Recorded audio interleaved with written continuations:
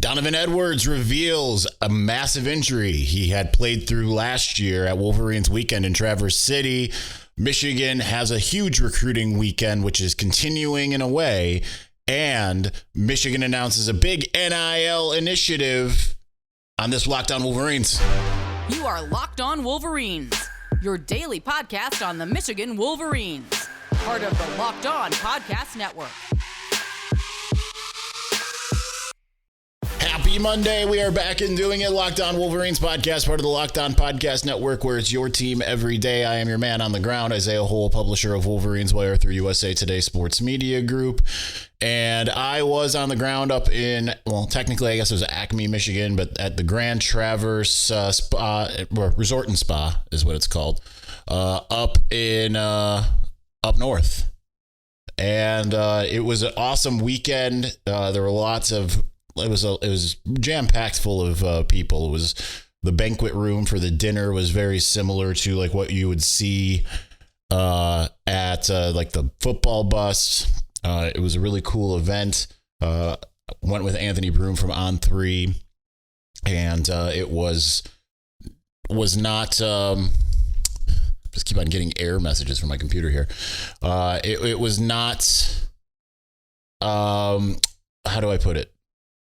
We only stayed for really just the day, right? Like we came up Saturday night, we left Sunday morning, so a little bit of a whirlwind. We only got to talk to two players while we were there, really. There were five there: Colston Loveland, Will Johnson, Makari Page, Junior Colson, Donovan Edwards. And I think the most important thing, obviously, coming out of that was Donovan Edwards, who revealed that he had a torn patella tendon all year last year. He had some knees, some, like he said, right side problems kind of throughout his football career. Said that his right side just wasn't necessarily very strong compared to his left. And then against Hawaii, when he went out and made that really great catch, kind of felt like a sign of things to come. He aggravated that injury, tore his patella, as he said. I know there's some people that are like, oh, you can't tear a patella. We know what he's talking about, right? Like, you know what he's saying. You don't have to always say patella tendon and all of that.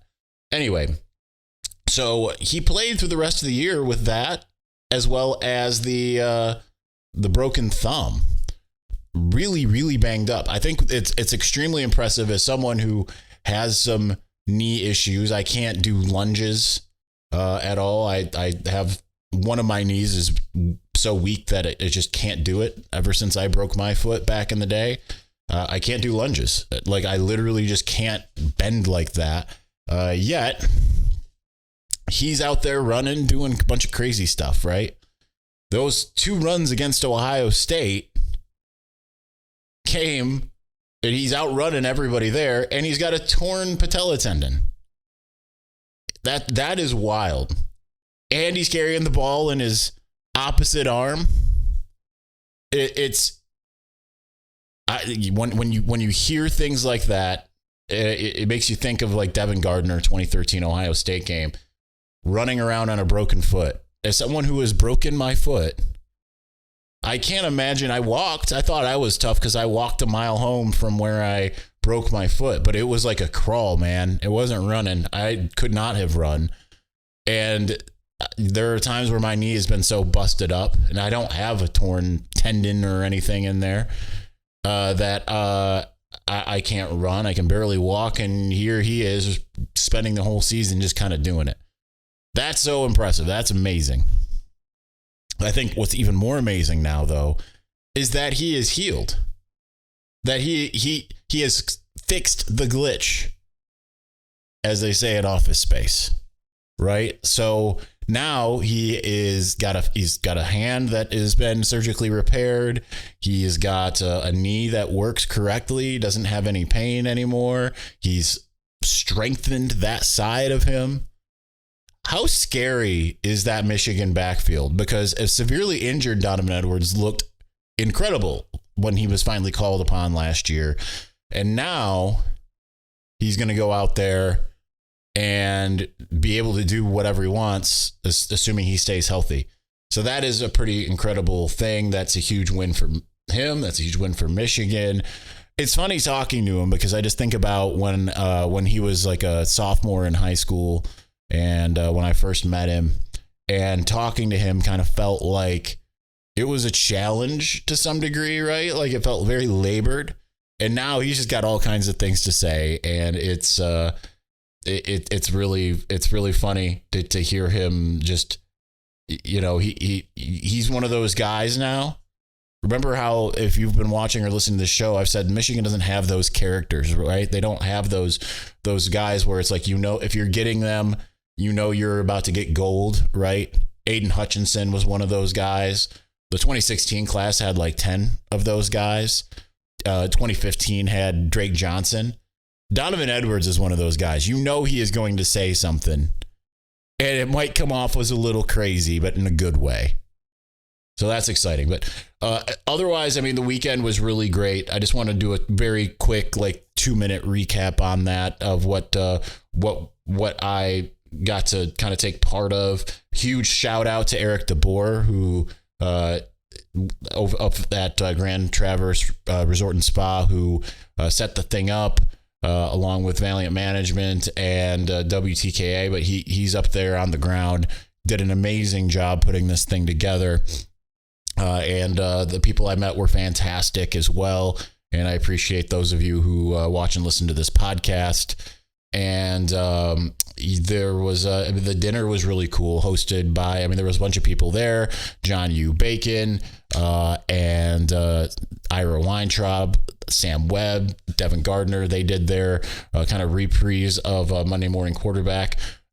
Speaking of, we are going to finally have Devin on the show at some point, which is kind of weird because it's like we started doing this video stuff, the breakdowns, but it was on Wolverines Wire. It wasn't here. We didn't double dip like Jake Butt and I did. But Devin's going to eventually join the show. But really cool stuff breaking down, especially the stuff of like where Ohio State's defense just doesn't look like it's going to be fixed anytime soon. That was some cool stuff. But really great weekend. I highly recommend it next year. And I know they played golf or tried to the next day. It was raining, so I don't know how much they were able to really do. But the day before we arrived, they had a wine and whiskey tasting of Charles Woodson's Intercept and Woodson whiskey line, or Woodson bourbon, whatever it's called. And just a great fellowship with like-minded people. And you get to hobnob with some current big Michigan players. So I think it was just a fantastic event. Big thanks again to Eric DeBoer for inviting me and welcoming me and facilitating that conversation we had with Donovan Edwards. So that was really cool. All right, we are going to move on. Let's talk about the recruiting weekend that still the results are still pending. It's ongoing in a way. Michigan just got a commitment from the recruiting weekend. They got a commitment right before I came on. This is kind of why we delayed it till me recording to post 1 o'clock, because they got another commitment as well. So a lot happening in the recruiting sphere. Let's get to that here in just one moment. Before we do that, make a fast break to FanDuel during what might be just one more game of the NBA playoffs, because right now new customers can get a no sweat first bet up to $2,500. That's $2,500 back in bonus bets if your first bet doesn't win. The great thing about the FanDuel app is they've got great promotions every single day. It's a safe and secure app, and guess what? You can get paid instantly. I mean, that's what you want. There's no better place to bet on all of the playoff action than America's #1 sports book at your last bastion of the winter sports before we're an MLB only. We're almost there here. Visit FanDuel.com/lockedon and get a no sweat first bet up to $2,500. It's FanDuel.com/lockedon. FanDuel, an official sports betting partner of the NBA.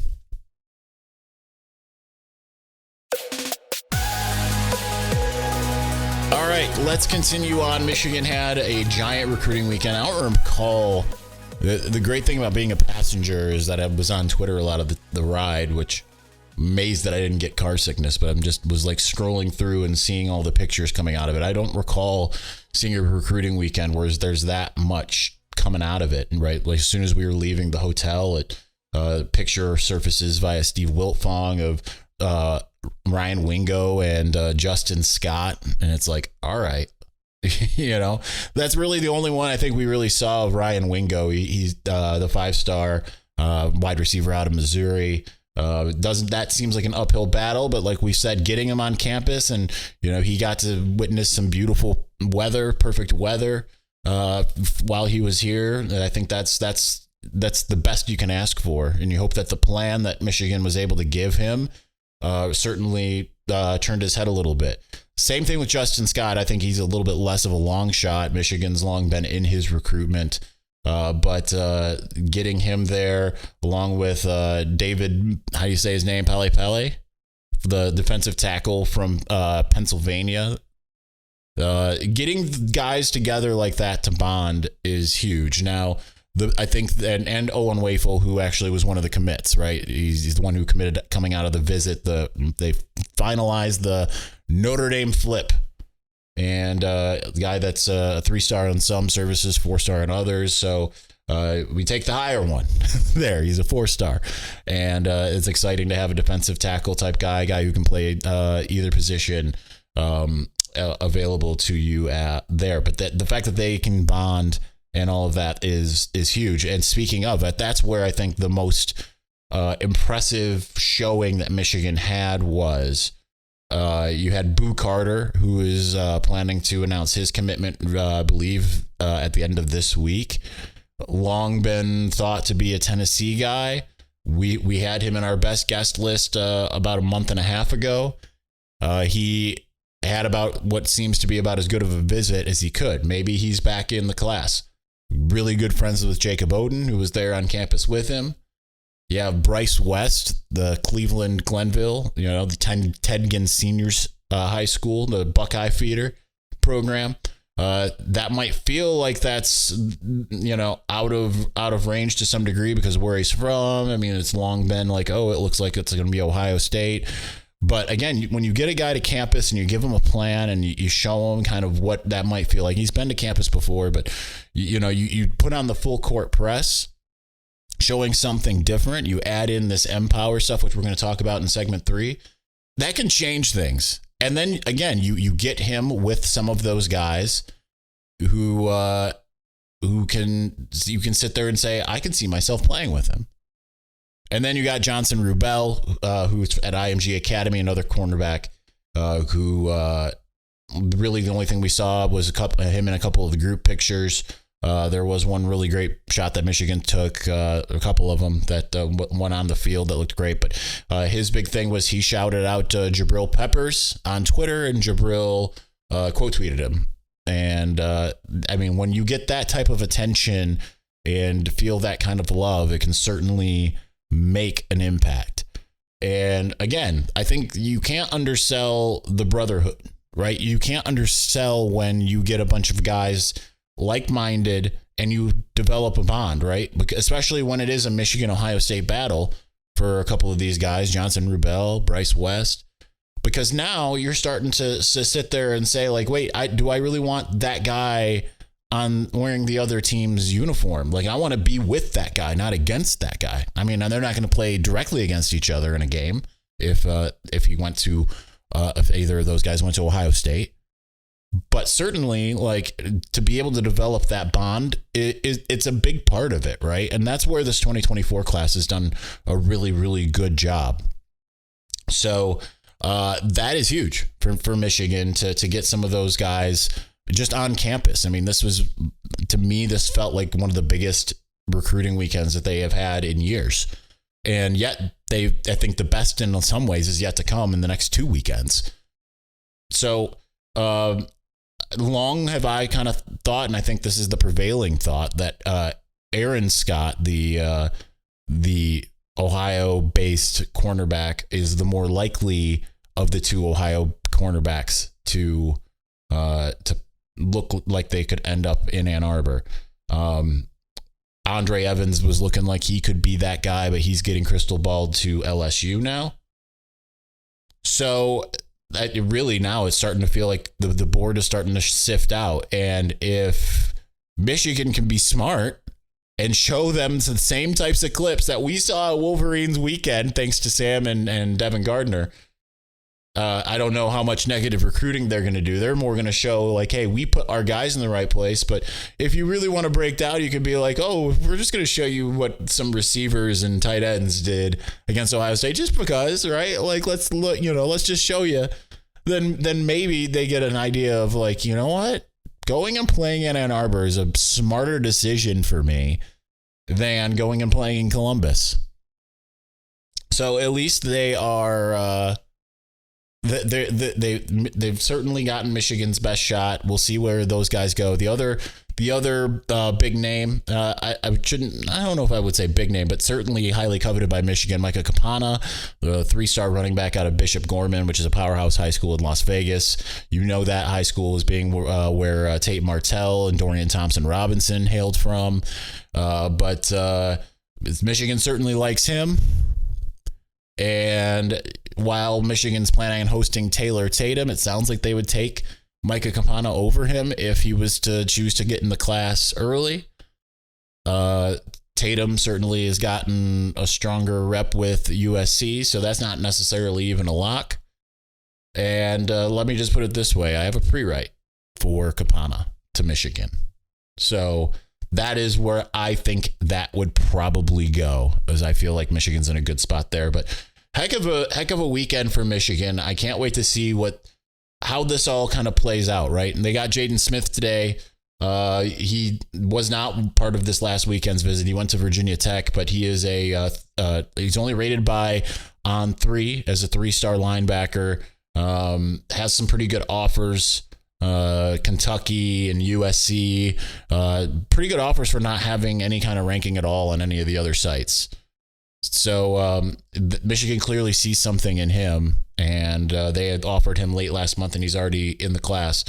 So Michigan up to 19 commits now, still holding at number 2 behind Georgia, who has 18 at the moment, and they have a couple more 5-stars than Michigan has, but Michigan is putting itself in a position to finish because everyone always asks, can Michigan be the top class? I don't think I don't think that'll happen lest they get every 5-star that they're going to bring in for an official visit, which is certainly possible. You got to also keep Ryan Wingo from going to Georgia, which is where he's predicted to go at the moment. But certainly they're in striking distance. And right now it looks like they'll probably be a top 5 class, which is basically what you hope for. Mix that with the development. Michigan's in a good spot. All right, let's talk about Empower, the new initiative launched by Michigan. I think that this has the potential to be a game changer. I don't want to say, hey, that's a game changer. Has the potential. It's an interesting thing. Let's discuss it here in just a moment.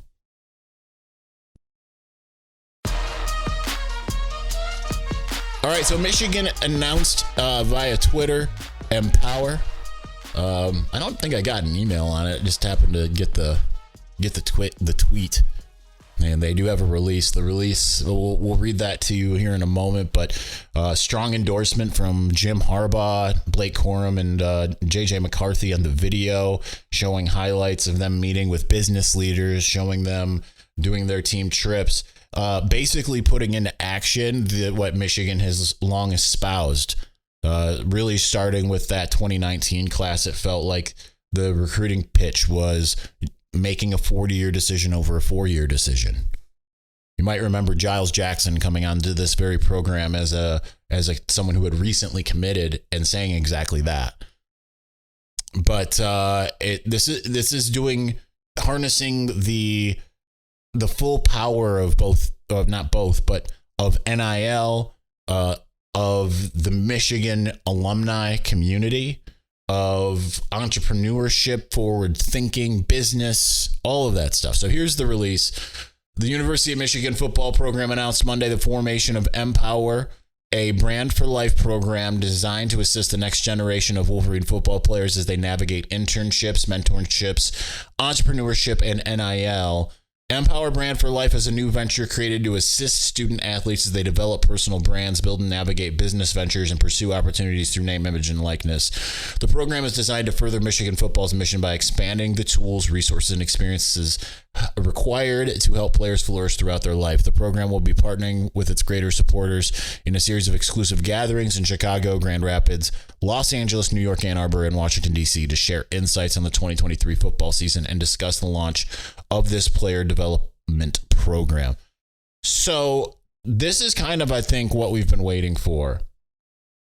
More so than the now defunct agency partnership with William Morris Endeavor. See, you can't trust William Morris Endeavor. UTA is the only one you can trust. I say as a alum of United Talent Agency. Worked there for 3 years. So fighting directly against Endeavor as they were, well, the merger happened while I was out there, but fighting against Ari Gold, Ari Emanuel, who Ari Gold was patterned off of, and his Endeavor and all of that. Yeah, this is kind of what we have been waiting for to some degree, right? This is Michigan finally finding a way to take NIL and saying, like, here's what we are able to do for you that is different than what others are doing. You teach a man to fish, right? You do better than just giving him a fish. That's kind of what this is, right? Because it's like, hey, we can help you figure out, navigate NIL. We can teach you how to build your brand. And then on top of that, we can connect you with the people who are going to help you, not just now, but down the road. That was what Blake Corum talked about in the video. It's the life beyond football, because there is such a small percentage of NFL guys who are set for life and only do whatever for life once they get out of it, right? Like, even when you're a pretty good NFL player, you're generally going to have to do something, right? That's where it's like, I remember being younger and thinking, if I become a rock star, then I'm set for life, right? Like, release 1 or 2 albums and you are good. As soon as you sign that record deal, you are good. And I can see now, as a lot of the bands that I was friends with, that's certainly not the case. Some of them are still touring. Some of them are working jobs. I know of one drummer for a band that I was really close with, that I don't know how many, maybe a lot of you would recognize their name, maybe not. He lives in town over as like an insurance adjuster, right? Like, it's the same kind of thing with football. And, certainly you learn that as you cover the team, as guys come around and, they are, it's like, oh, what do you do now? You mean a lot of the players that from the last couple of years, guys that I've covered, it's like, oh, what do you do now? And they're working the same kind of job as any of us, right? So it's that this is really smart, because it combines the best of all worlds of NIL, of future preparedness, of connection with the alumni.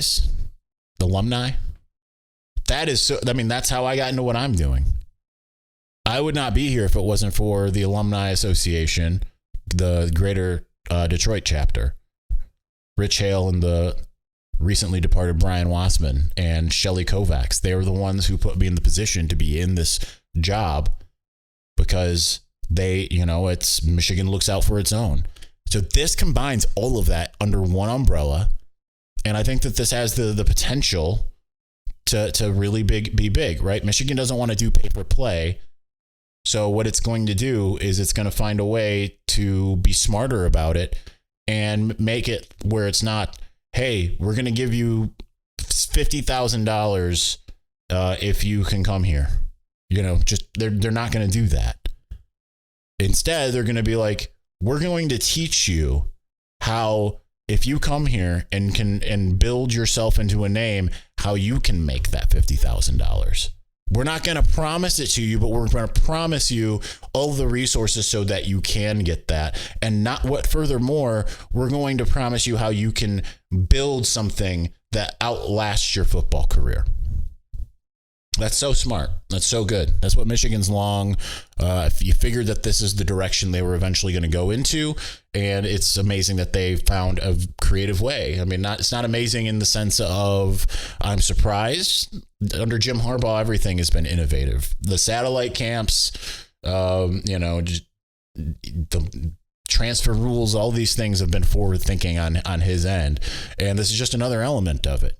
I feel like this is something that is going to be oft imitated once it's kind of established, and we can see, I mean, there's other programs that have done similar things before NIL. You look no further down to Ohio State, and Urban Meyer had their, was it Wednesdays, I think, or Tuesdays, where they had all these former Ohio State beneficiaries come, these business leaders, and meet with the players and help with the internships and the mentorships and everything. Michigan's just taking that idea, combining it with NIL, and saying, let's go to town. That's huge. All right, we are going to continue on next day. I was going to say next week, but that's going to do it for today's episode. Thanks for watching. Thanks for listening. We'll talk to you again soon. Peace.